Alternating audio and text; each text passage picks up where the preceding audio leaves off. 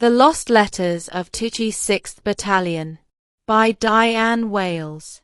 It's amazing what you can pick up at a car boot sale: bits of costume jewelry, box set DVDs, an old envelope stuffed with letters. It's not always easy to spot the treasure.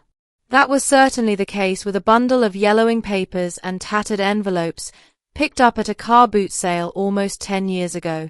It was only when they reached the hands of keen genealogist and military history enthusiast John Caffery that their true worth came to light. John, who lives in Washington, Durham, invited I Love North Shields to take a look at just a few of the old letters that he's been researching for 8 years and to explore the North Shields connections. Their historical significance left us speechless.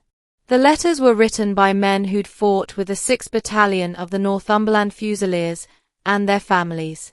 Some were written by men in the trenches, seeking to reassure their loved ones back home.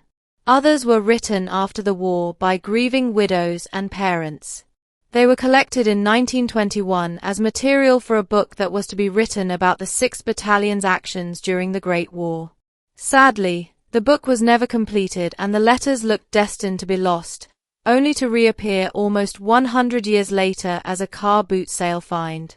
When I visited John, his dining room table was piled high with years of research to uncover who the men were and find out about their lives. John told me how important it is that we remember these young men and what they went through. It's so important that we don't forget our history. I was particularly interested in the letters and papers that related to 7 members of the 6th Battalion who came from North Shields and Tynemouth. One letter in particular caught my eye. William John Black was aged 25 when the 6th Battalion, made up entirely of volunteers, sailed to France. The crossing was calm and the men expected to spend a few weeks training when they reached French soil. But there'd been heavy fighting near Ypres, in Belgium, and reinforcements were needed after the first use of poison chlorine gas by the Germans. And so, just 6 days later, on the 26th of April 1915, the battalion found itself engaged in intense fighting, advancing towards the village of St. Julien. Their losses were dreadful, with almost half the battalion either killed or wounded. 3 days later, William sat in a trench and took several small sheets of paper and a pencil from his pack. With steady, small, neat handwriting he sent news back home to his father, in Cleveland Road, North Shields. Dated the 29th of April 1915. Dear Father, I am sitting here in the open trench where we have been since we came out of action. With reference to the action, it appears we went to support and reinforce the cream of British and Scotch regiments in the first line of trenches close up to the Germans. We came under artillery fire first, and then machine gun and rifle fire, and how on earth any of us got there alive beats me. Nevertheless, some of us managed it. I do not think anybody disgraced the good reputation of the 6th, and I can assure you that when poor old Captain Dryden comes back to join the company, he will get one of the finest receptions ever accorded a British officer rejoining his regiment, for the magnificent and glorious manner in which he led us prior to his being shot down.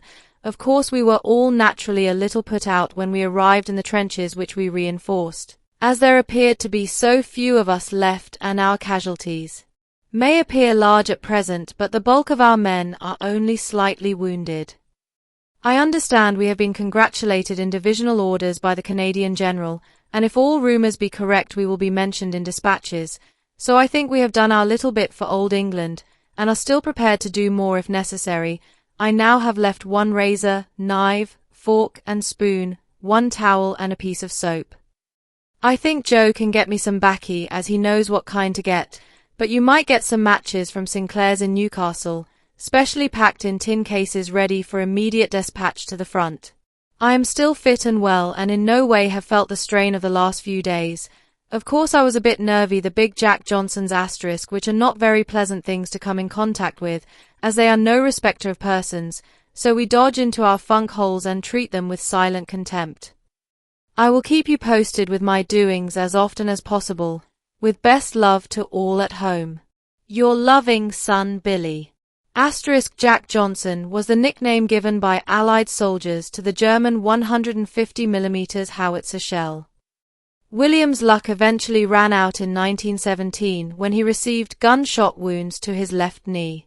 He was discharged from military service in July 1917 and returned home to North Shields, married, and found work as an accountant with Tynemouth Corporation.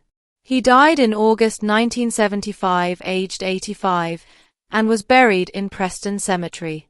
The letters that came to light by chance at a car boot sale, and that could have so easily been lost forever, provide a unique insight into the lives and thoughts of ordinary young men living through extraordinary events.